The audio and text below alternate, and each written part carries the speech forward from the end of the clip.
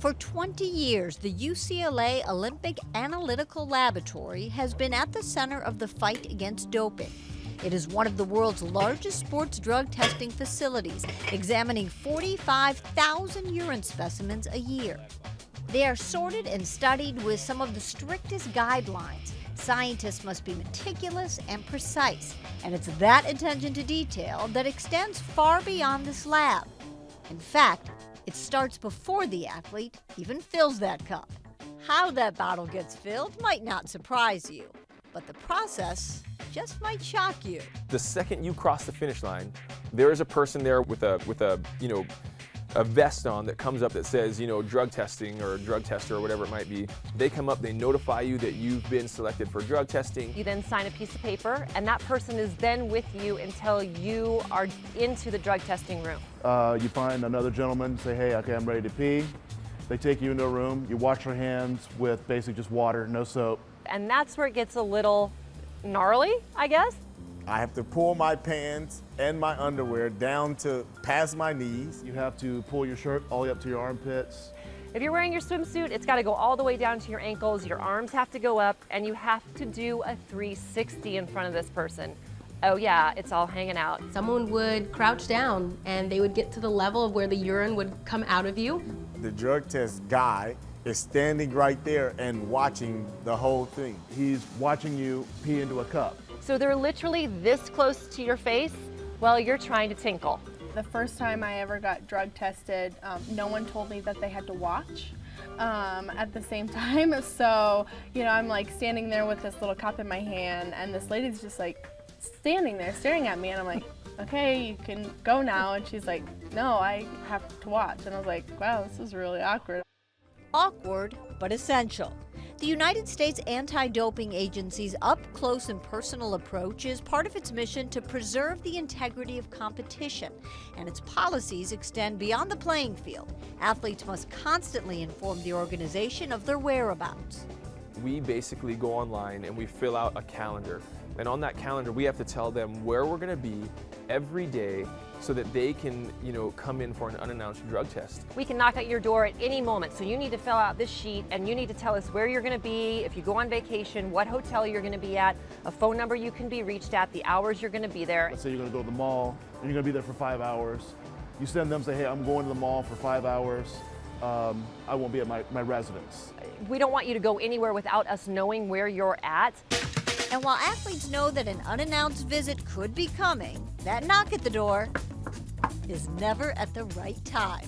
They always somehow schedule it, especially now when I'm giving my son a bath or right when I started to get him down for nighttime. And I was literally leaving the pool deck to get Sid to school on a Friday morning, and I'm like, I have to go. And they're like, well, we're coming with you. I finally just said, could you help me get her ready for school? So I can try to give you a blood sample or a urine sample. I need help getting my preschooler ready for school. And they were like, okay.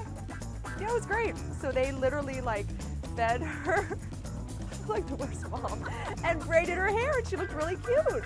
Timing is key in sports, even in testing. I've just gotten out of the shower, just gotten done peeing, taking my morning pee, and I'm having my cup of coffee, and they show up, and I'm like, oh, guys, you missed me by 10 minutes. I wake up every morning, and I usually leave the first up. I look outside my window to see if there's any cars out there. That's the first thing I do. I don't go to the bathroom. I don't do anything like that. It's the first thing I do. If I see cars out there, I walk out to the car to see who it is, just in case. Because one time I didn't walk out, and I went to the bathroom, went pee, and then they knocked 2 minutes later, and I was like, you gotta be kidding me. And while drug tests have become second nature to athletes, sometimes it can take forever. After a hot tournament, like a finals, you're pretty dehydrated. You could be there for a good 2 or 3 hours. I just couldn't do it. And so finally the drug tester goes, do you have any beer? And I'm like, yeah, are you sure you should be drinking beer? Because you're gonna have to drive home. And she looks at me and she goes, no, for you to drink the beer so you can give a sample so we can all go home. So I'm like, sure. So drank the beer, about half an hour later, gave the sample, and there you go. I had a great night's sleep. To help me pee, a lot of the drug test individuals would turn water on, and they said that the sound of running water would make someone pee, and it worked, but unfortunately now, nearly 16 years later, I still pee whenever I hear the sound of running water. It's not good. What color do you want to do? Blue? While four-time gold medalist Janet Evans may joke about the interruption of family time, the concept was an idea she pushed for. Evans sat on the Athletes Commission of the World Anti-Doping Agency. We sat in those meetings and we're like, there's no other way around it. You have to do out-of-competition testing. And it's interesting being a bureaucrat, which I was, because we would be like, oh, this is great.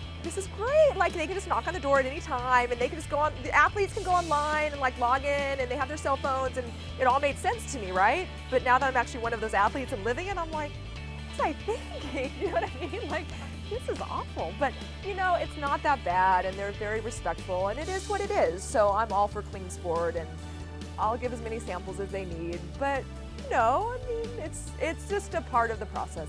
And while part of the process might be uncomfortable, the overall process is something athletes not only understand, but support. We are probably some of the cleanest athletes in the world, and we'll put it on the line anytime, any place. I love it when drug testers come because it lets me know that they value me as an athlete, and they just want to make sure that their best people are 100% clean, and you can show that to the world. I do think that it is an invasion of privacy when you're drug tested. Absolutely. That being said, you know what you're getting into when you sign up to be an Olympian. It's kind of like going through, I guess you could say, the security line at the airports. You know, it's a pain, it's intrusive, but at the same time, it's kind of what it is. It's what you need to do to maintain the integrity of the sport, or to make sure that we have, you know, that we can fly safe. You know, that's just the life that we live as being an Olympic athlete, especially an elite Olympic athlete.